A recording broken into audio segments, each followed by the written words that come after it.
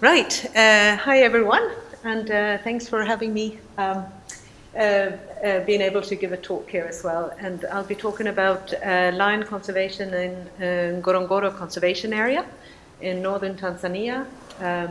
This photo here was taken as I was monitoring the lions on the crater floor. The mating pair, because they were busy with their own activities, they didn't run off as the herders came down for grazing, but I think it kind of signifies a bit of that coexistence we're after. They were both keeping a respectful distance and no conflict happened here at least.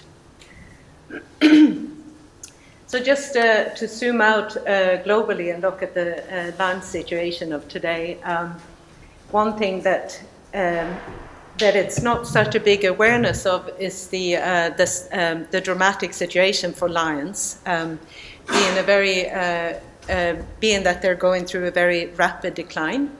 The range nowadays is about 90% of the historic range, and they used to roam into across the African continent, Eurasian continent, and into India. Now they're mainly back in southern sub-Saharan Africa and with a remnant population in India. They've decreased in about 50% in the last 25 years, so the decline is very rapid. And many of the remaining lion populations also overlap with on community land. The main threats is loss of habitat, loss of landscape that can host lions. Landscapes becoming more and more fragmented and isolated, leaving small isolated populations across the continent. Where the lions overlap with people, then conflicts with people is often a main driver. In addition to that, you have prey depletion from often bushmeat, the side effect from bushmeat hunting, and lions can also be caught in the bycatch when it's done by snaring. And apart from that, you have turmoil. Hans Bauer just mentioned conflicts out in, somewhere in east, northwestern Africa, of turmoil starting there with other warring factions. If there is trophy hunting and it's not done sustainably, that can be a big threat to populations. And also we have increasing sort of rumors around trade in lion parts. That might be an increasing threat to populations. We are based in Ngorongoro, and Ngorongoro hosts about half of the lions that remains in Africa. So it's a really important country for the long-term persistence of the population. Lions are a large carnivore, and they live socially in groups. Females usually stay where they're born, but for the males, they disperse. They move out of their natal pride to move on to unrelated lions, or unrelated prides elsewhere. They, like other large carnivores, they require large landscapes to find enough food, to find enough denning size, to find partners. Where the land turns into maize plantations and villages and towns, the lions disappear. But lions can coexist where you have pastoralism that doesn't alter the landscape completely. And that is especially so when you have, when the area is inhabited by people that has taboos against eating wild prey, like the Maasai, the Datoga people. They only eat the meat from their own livestock, their sheep and their goat and the cows. That leaves often sufficient prey left for predators. But the lions don't make that distinction, and they occasionally take livestock. And in turn, people have developed this long-standing strategies to deal with that, and it's protecting their livestock day and night, but it also includes removal of the threat. And in addition to that, I should say that along with the culture is also a tradition of killing lions as a kind of demonstration of bravery. So there is an added motivation to the killing as well. So we work in the Ngorongoro Conservation Area. It's part of the larger Greater Serengeti Ecosystem. and the size of that is about the size of Denmark, so it's a large area. The Ngorongoro Conservation Area is about the size of Yellowstone National Park, so it's a large section of the area, and now I hardly dare to touch this thing. And when I began working in this area, I was working with the Serengeti Line Project, and we studied the red and circled areas that you see there in the Serengeti and in the Ngorongoro Crater. But we really had no clue what was going on between these quite high-density populations. The Ngorongoro area, it's a protected area allowing for multiple use. It allows for traditional pastoralists to reside in the area. They're not allowed to do any farming. They can only do livestock husbandry in line with their traditional methods. They're not allowed to build any permanent structures or any roads or anything. And then this area is also an important area for wildlife tourism.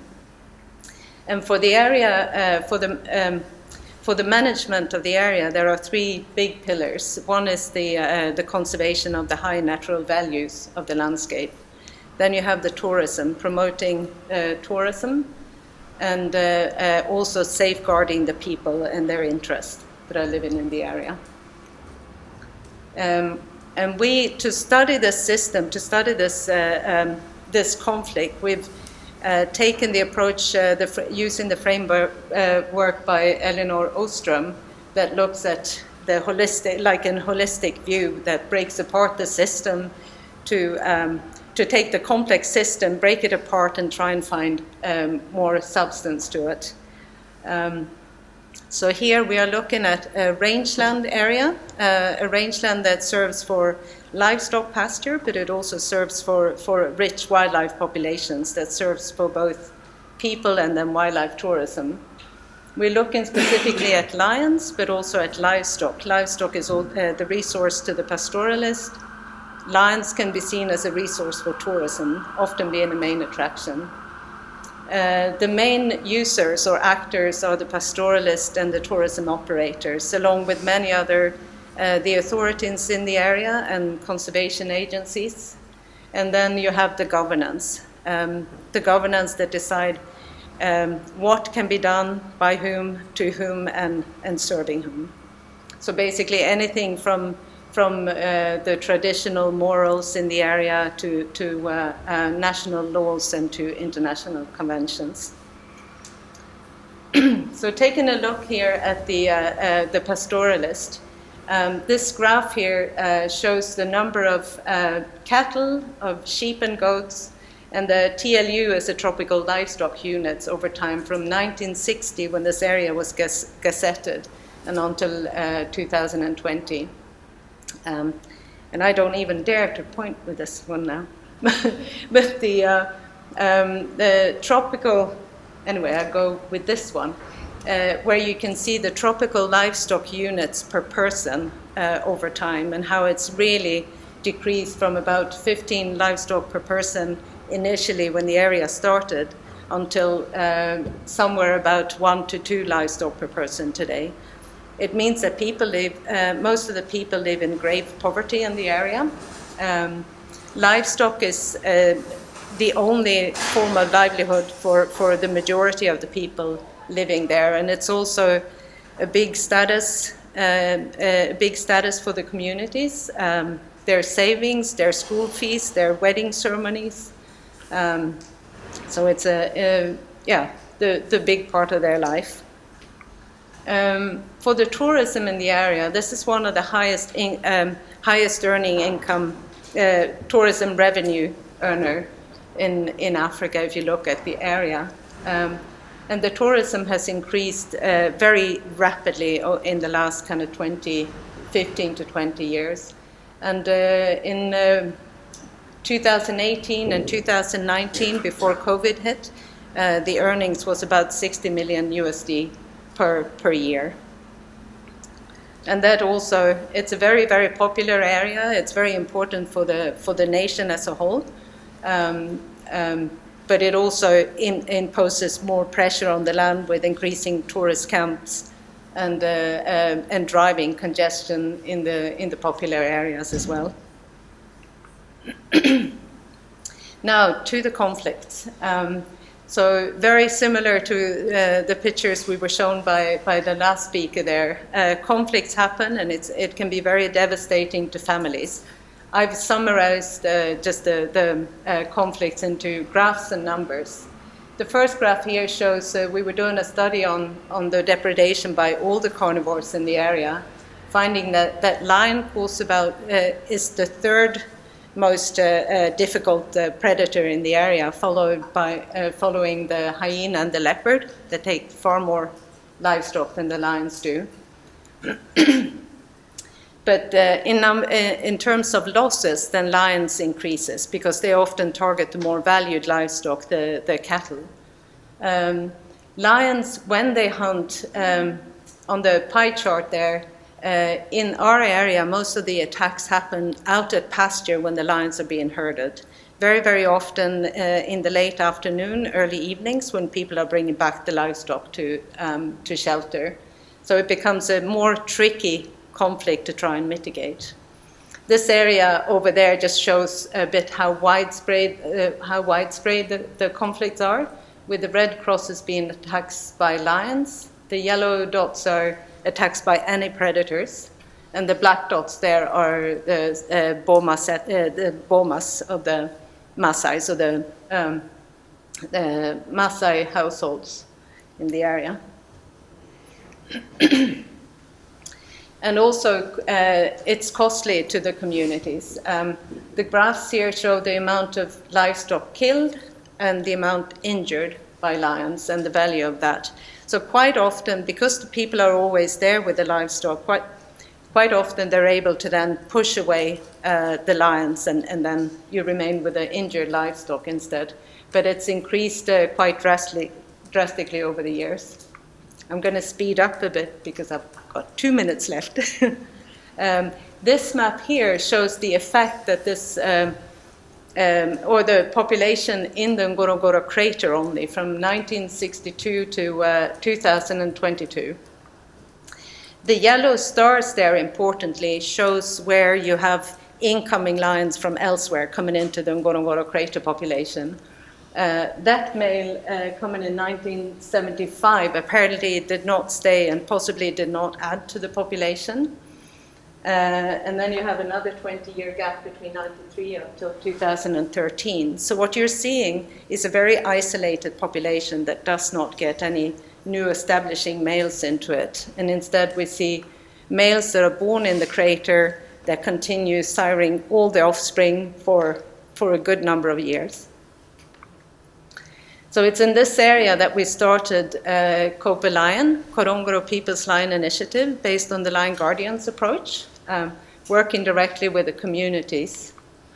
We hire men from the local population to work directly within their home communities to prevent conflicts on the ground. And this just to show you the progress from 2015 when we started, and the zones, the opaque areas are the zones of these guys, and how we've increased the area of operation over time based on welcoming by the communities and also the increase in lion and also with that lion conflicts. The services that are most appreciated are the treatment of wounded livestock and providing early warning from GPS-collared lions. Skipping through that, so that's collared lion movements, lion observations, and an increase in lion over time.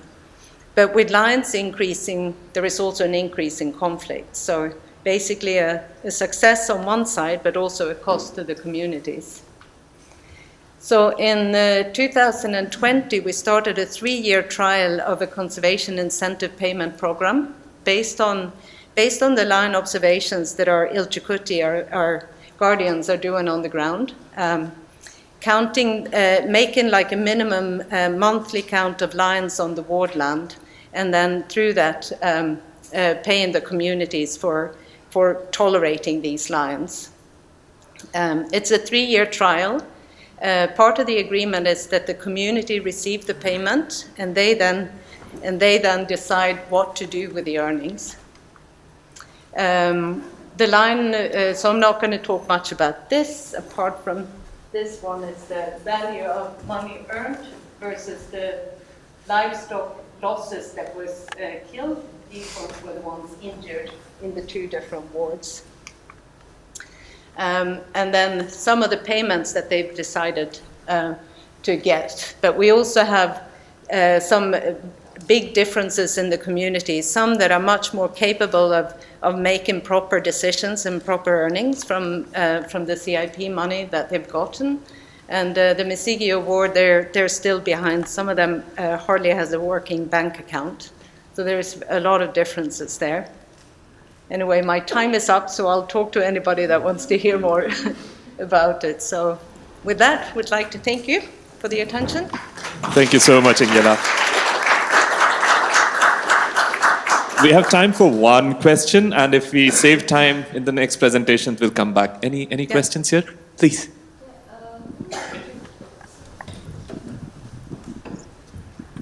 Yeah, I think it's very interesting. Who is actually paying for the incentive? So at the moment, this trial, it was set up in collaboration with all the key stakeholders in the area. And initially, it was an agreement that the authority, who earns the revenue from the tourism, would pay for the community earnings. We started it right when COVID hit. They pulled out. So at the moment, we're kind of patching together from any sort of grants and donations that we have. So some of the larger donors have put significant amounts towards this trial, but it will be one of the big questions, like moving forward, would be how to secure funding sustainably if a program like this is continued. I'll also have a few questions, but let's come back to those a little later.